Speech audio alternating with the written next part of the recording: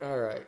So let's talk about this $2 trillion bailout that got passed last week bipartisanly by both the House and the Senate.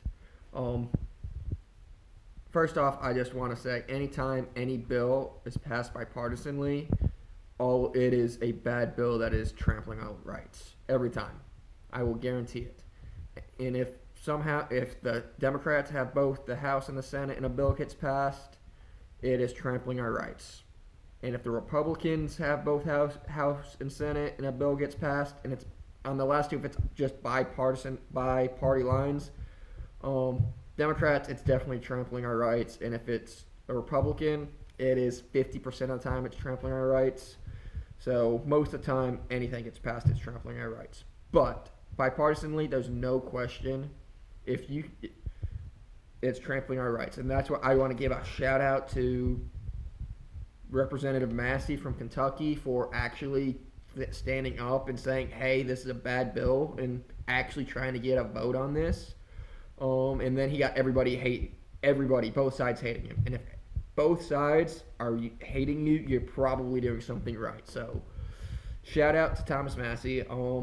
Keep doing the good fight. And honestly, this probably puts you in a tougher re-election than what you would have had.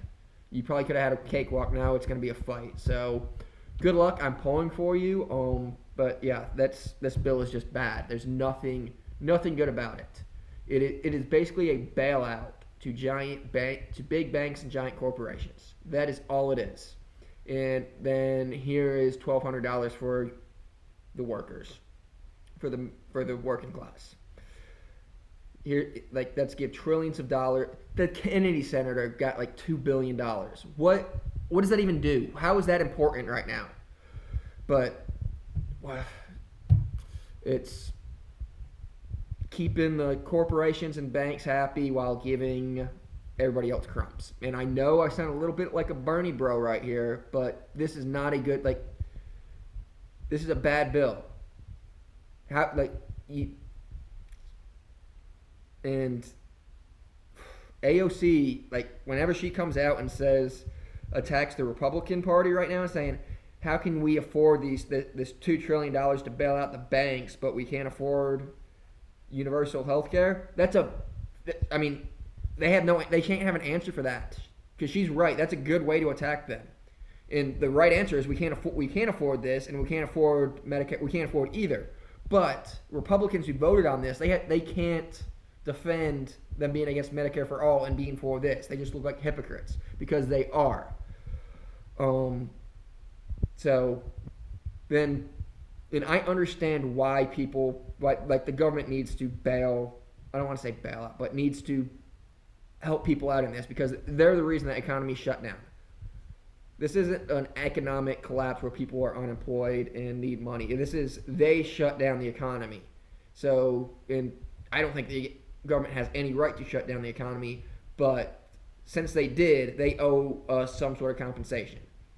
Sort of it's like the idea. It's like eminent domain. Eminent domain is always wrong. The government has no right to come in and take your land. But if they do, they damn sure better compensate you for it.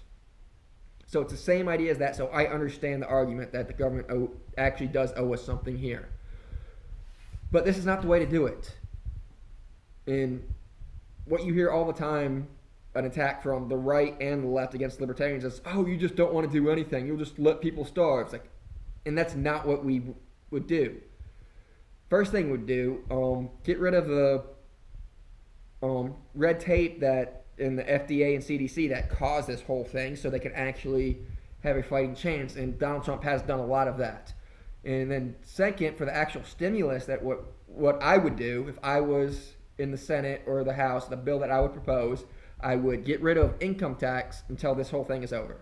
No one would pay any income tax. If you're still lucky enough to work, you would not be paying income tax. And retrospectively, there'll be no income tax from 2019. You'd get all your money back. If you get it taken out as you go, all you do is file, and you'll get it all back. And if you're a contract laborer, you go file, you don't pay you pay zero. All you have to do is file, and you would not have to pay a dime or you'd get all your money back. And if you get all your money back, that is a hell of a lot more money than the $1,200 that the government's giving you right now. I promise you that. So that's what I would do, and I understand the corporations, like, if they go bankrupt, there's no jobs for us to go back to when this is all over. So I understand them needing a break too. Now I'd do the same thing. I'd get rid of corporate tax until this is over and retrospectively get rid of the corporate taxes from 2019. They file, they get all their money back, or they don't pay a cent. And that would help everybody out too. So that's what I would do. And yeah, that's exactly. And it's keeping money's in people's pocket, and it's not bankrupting this country. It's not adding more debt to it. And you're getting your money back. It's not the government's money anyway. So that's what I would do to stimulate the economy. My stimulus package, it's way better than what they came up with, but it's logical and makes sense, so it'll never get passed through the government. But what did y'all think? What do y'all think of my proposal? If y'all have any ideas of what to do, comment below, let me know. Please like, share, and subscribe to this video, and thank you all for watching. I'll see y'all next time real soon, hopefully, probably, especially with me having nothing to do. All right, take it easy.